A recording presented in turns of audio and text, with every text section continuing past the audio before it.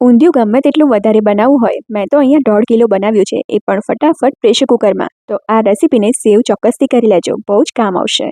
તો સૌથી પહેલાં ઊંધિયા માટેનો સ્પેશિયલ ગ્રીન મસાલો રેડી કરીએ. તો મિક્સર જારમાં લીલા મરચાં અને આદુને પહેલાં તો ક્રશ કરી લઈશું. આ ઊંધિયામાં તીખાશ લીલા મરચાંથી જ આવવાની છે, એટલે તમારા પ્રમાણે વધારે ઓછા કરી શકો છો. હવે એમાં સમારેલા લીલા ધાણાનું પ્રમાણ સારું એવું રાખવાનું છે. લીલું લસણ સમારેલું, ફ્રેશ નારિયેળનું ખમણ એડ કરવાનું છે. વધારે ટેસ્ટી બનાવવા માટે ગ્રીન મસાલામાં જ થોડા ફ્રેશ તુવેરના દાણા એડ કરી દઈશું. સફેદ તલ એડ કરવાના છે. ગરમ મસાલો, ધાણા જીરું, ગ્રીન મસાલાના ભાગનું મીઠું અને દળેલી ખાંડ એડ કરવાની છે. ખાંડનું પ્રમાણ તમારે વધારે ઓછું કરી શકો છો. પિંચ જેટલું બેકિંગ સોડા, એનાથી ગ્રીન કલર જળવાઈ રહેશે. પલ્સ મોડ ઉપર 3 થી 4 વાર ચલાવીને આ રીતે ગ્રીન મસાલો રેડી કરી લેવાનો છે. હવે એકદમ ટેસ્ટી મુઠિયાનો લોટ બાંધી લઈએ. તો ચણાનો લોટ લેવાનો છે, એટલે કે બેસન. એમાં થોડું ઘઉંનો લોટ એડ કરવાનો છે.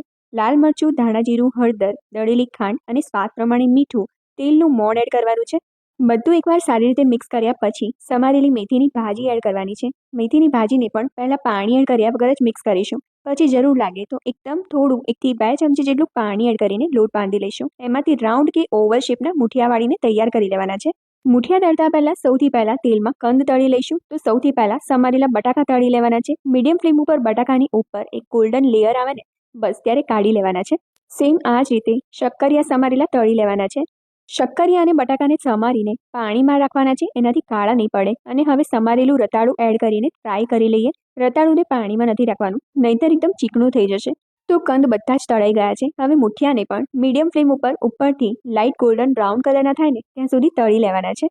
તો હું તમને મુઠિયું તોડીને બતાવું ને, તો એકદમ સરસ અંદરથી પણ કૂક થયું છે.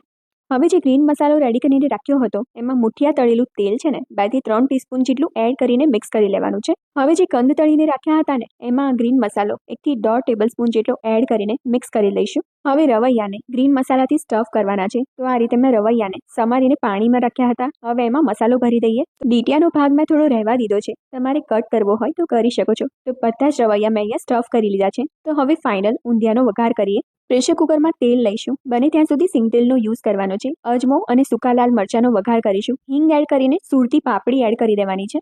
બધા ઇન્ગ્રેડિયન્ટનું પ્રોપર માપ તમને કેપ્શનમાં મળી જશે. પિંચ જેટલો બેકિંગ સોડા એડ કરવાનો છે, એનાથી પાપડીનો ગ્રીન કલર જળવાઈ રહેશે. 1 થી 1.5 ટેબલસ્પૂન જેટલો ગ્રીન મસાલો એડ કરવાનો છે. 5 કપ જેટલું ગરમ પાણી એડ કરીને ઢાંકીને 3 થી 4 મિનિટ માટે પાપડીને ગ્રીન મસાલા સાથે કૂક કરી લેવાની છે. ફ્રેશ તુવેરના દાણા, પાપડીના દાણા, છીણેલી લીલી હળદર એડ કરવાની છે. બરાબર મિક્સ કરી લઈશું. હવે પાપડીની ઉપર તળેલા કંદ જે આપણે ગ્રીન મસાલાથી મેરિનેટ કરીને રાખ્યા હતા ને, એનું લેયર બનાવવાનું છે. રવૈયા આ રીતે ઊંધા મૂકી દેવાના છે. તળેલા મુઠિયા આ રીતે થોડા છૂટા છૂટા મૂકી દઈશું. ઊંધિયાનો જે ગ્રીન મસાલો વધ્યો હોય એ અહીંયા એડ કરી દેવાનો છે. હવે આને બિલકુલ મિક્સ નથી કરવાનું. એકદમ થોડું 5 કપ જેટલું ગરમ પાણી એડ કર્યું છે. કુકરનું ઢાંકણ બંધ કરીને મીડિયમ ફ્લેમ ઉપર 1 વિસલ અને સ્લો ફ્લેમ ઉપર 2 વિસલ કરી લેવાની છે. કુકરનું પ્રેશર એની જાતે રિલીઝ થાય ને ત્યાર પછી કુકરનું ઢાંકણ ઓપન કરવાનું છે. અને હવે ઊંધિયાને ફાઇનલ ટચ આપીએ.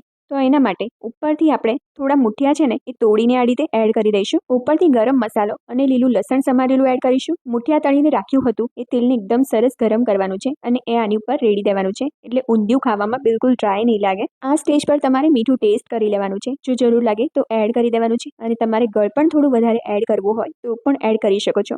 તો ઊંધિયા માટેના શાકની તૈયારી બધી જો રાત્રે કરી દેશો ને, તો સવારમાં ઊંધિયું ફટાફટ બની જશે. રેસીપીને ટ્રાય કરજો, સેવ અને શેર કરજો.